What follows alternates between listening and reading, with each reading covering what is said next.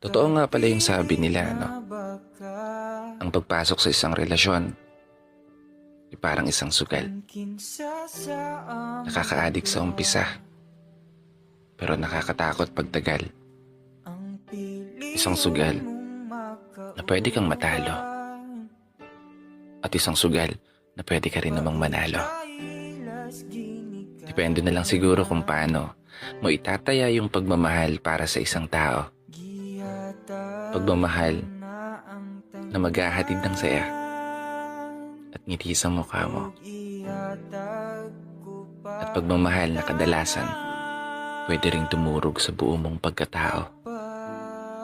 Pagmamahal na sinugal mo ng lahat pero iiwan ka rin pala sa dulo.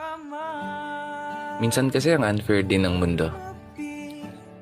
Biruin mo, kung sino pa yung mga taong tapat kong magmahal, sila pa yung natatapat sa mga taong di marunong magmahal.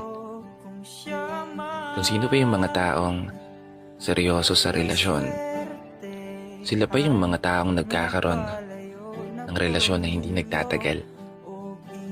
Kung sino pa yung mga taong matindi kong kumapit, sila pa yung madalas na pagkakaitan. Sila pa yung madalas na iniiwan. Sila pa yung madalas na pagtitripan. At sila pa yung madalas na pinapalitan. Kaya sana, kung wala kang planong seryosohin ng isang tao o alagaan ito ng tama, huwag mo nang ligawan. Huwag mo nang pakiligin. Huwag mo nang bulabugin ang payapang puso at isip ng isang tao. Kung hindi mo rin kayang mahalin, kung hindi mo rin kayang panindigan, at kung hindi mo rin kayang tiisin yung ugali na kadalasang nagiging dahilan kung bakit natutokso kang tumingin sa mata ng iba. Dahilan para magkaroon ka ng iba. Dahilan para ipagkait ang masaganang pagsasama kapalit ang panandaliang saya.